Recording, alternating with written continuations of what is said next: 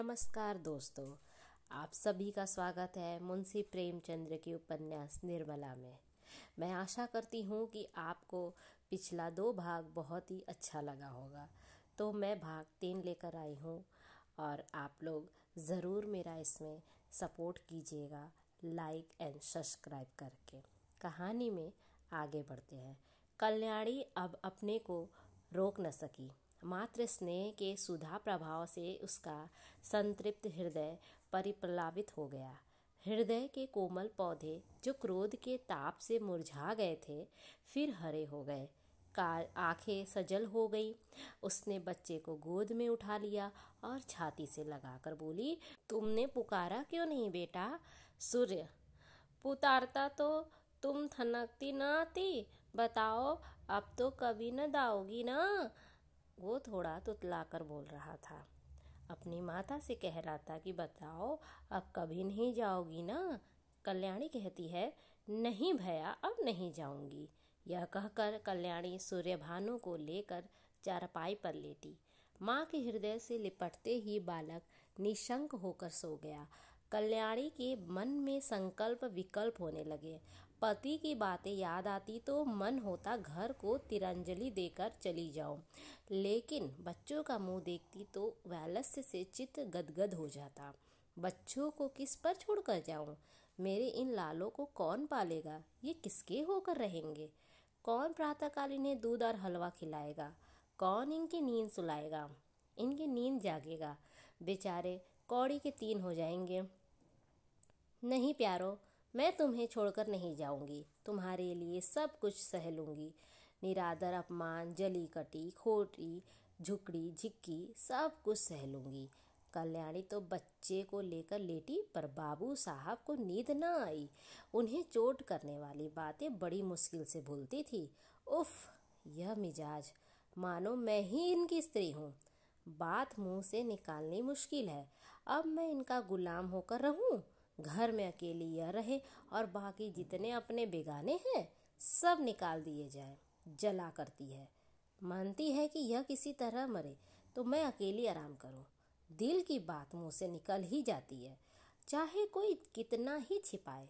कई दिन से देख रहा हूँ ऐसी ही जली कटी सुनाया करती है। मैके का घमंड होगा, लेकिन वहाँ कोई भी न पूछेगा। अभी सब आव भगत करते हैं, जब जाकर सिर पड़ जाएगी तो आटे दाल का भाव मालूम हो जाएगा। रोती हुई आएगी मेरे पास। वारे घमंड, सोचती है कि मैं ही गृहस्थी चलाती हूँ। अभी 4 दिन हो कहीं चला जाऊँ तो मालूम हो जाएगा, सारी सेक ही किरकिरी हो जाएगी। एक बार इनका घमंड तोड़ ही देता हूँ, जरा वैद्य का मजा भी चखा दूँ। न जाने इनकी हिम्मत कैसे पड़ती है कि मुझे यह कोसने लगती है। मालूम होता है प्रेम इन्हें छू नहीं गया, यह समझती है।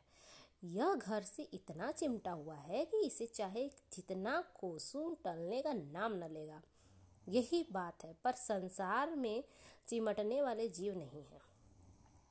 जहन्नुम में जाए यह घर, जहाँ ऐसे प्राणियों से पाला पड़े। घर है या नरक? आदमी बाहर से थका मादा आता है तो उसे घर में आराम मिलता है। यहाँ आराम के बदले कोसने सुनने पड़ते हैं। मेरी मृत्यु के लिए व्रत रखे जाते हैं। वाह, यह है 25 वर्ष के दाम्पत्य जीवन का अंत। बस चल ही दूं, जब देख लूँगा इनका सारा घमंड धूल में मिल जाएगा, मिजाज ठंडा हो जाएगा तो लौट आऊँगा। 4-5 दिन काफ़ी होंगे। लो, तुम भी याद करोगी किसी से पाला पड़ा था।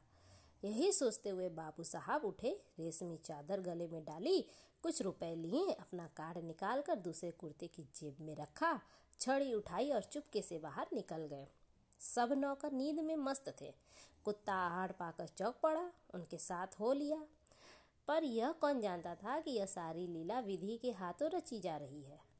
जीवन रंगशाला का वह निर्दय सूत्रधार किसी अगम गुप्त स्थान पर बैठा हुआ अपनी जटिल क्रूर कीड़ा दिखा रहा है।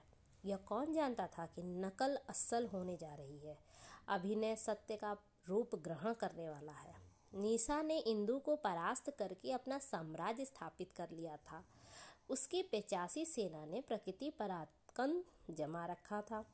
सद्र विकृतियां मुंह छिपाए पड़ी थीं और कुरीतियां विजय गर्व से इठलाती फिरती थीं।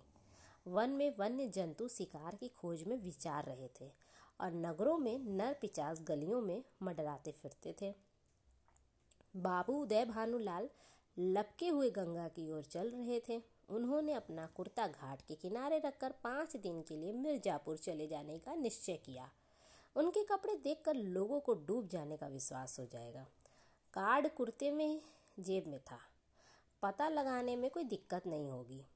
दम के दम में सारे शहर में खबर मशहूर हो जाएगी। 8 बजते बजते तो मेरे द्वार पर सारा शहर जमा हो जाएगा। तब देखूं देवी जी क्या करती हैं। यही सोचते हुए बाबू साहब गलियों में चले जा रहे थे। सहसा उन्हें अपने पीछे किसी दूसरे आदमी के आने की आहट मिली। समझे कोई होगा, आगे बढ़े, लेकिन जिस गली में वह मुड़ते उसी तरफ यह आदमी भी मुड़ता था। तब बाबू साहब को शंका हुई कि यह आदमी मेरा पीछा कर रहा है। ऐसा आभास हुआ कि इसकी नीयत साफ नहीं है। उन्होंने तुरंत जेबी लालटेन निकाली और उसके प्रकाश पे उस आदमी को देखा। एक वरिष्ठ मनुष्य कंधे पर लाठी रखे चलता जा रहा था। बाबू साहब उसे देखते ही चौंक पड़े। यह शहर का छटा हुआ बदमाश था। 3 साल पहले उस पर डाके का अभियोग चला था।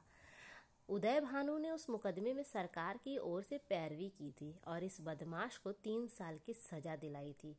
सभी से वह इनके खून का प्यासा हो रहा है। कल ही वह छूट कर आया था। आज देवात्य साहब अकेले रात को दिखाई दिए तो उसने सोचा यह इनसे दाव चुकाने का अच्छा मौका है। ऐसा मौका शायद फिर कभी न मिले। तुरंत पीछे हो लिया और वार करते की धाक में बाबू साहब ने जेबी लालटेन जलाई। बादशाह जरा ठिक कर बोला, क्यों बाबूजी, पहचानते हो? मैं हूँ मतई। बाबू साहब ने डपक कर कहा, तुम मेरे पीछे पीछे क्यों आ रहे हो? मतई, क्यों? किसी को रास्ता चलने की मनाही है क्या? यह गली तुम्हारे बाप की नहीं है। बाबू साहब जवानी में कुश्ती लड़े थे, अब भी हष्ट-पुष्ट आदमी थे, दिल के भी सच्चे थे। छड़ी संभाल कर बोले, अभी शायद मन नहीं भरा, अब की 7 साल को जाओगे? मतई, मैं 7 साल को जाऊंगा या 14 साल को, तुम्हें जिंदा नहीं छोड़ूंगा। हाँ, अगर तुम मेरे पैरों पर गिर कर कसम खाओ कि अब किसी को सजा नहीं कराऊंगा तो छोड़ दूं। बोलो, मंजूर है? उदय भानु, तेरी शामत तो नहीं आई है? मतई, शामत मेरी नहीं आई, तुम्हारी आई है। बोलो, खाते हो कसम या दूं? उदय भानु, तुम हटो, मैं पुलिसमैन को बुलाता हूँ। मतई, दो। उदय भानु गरज कर बोले, हट जा बादशाह सामने से। मतई, 3। मुंह से 3 शब्द निकलते ही बाबू साहब के सिर पर लाठी का ऐसा तुला हाथ पड़ा कि वह अचेत होकर जमीन पर गिर पड़े। मुंह से केवल इतना ही निकला, हाय, मार डाला। मतई ने समीप आकर देखा तो सिर फट गया था और खून की धार निकल रही थी। नाड़ी का कहीं पता न था। समझ गया काम तमाम हो गया।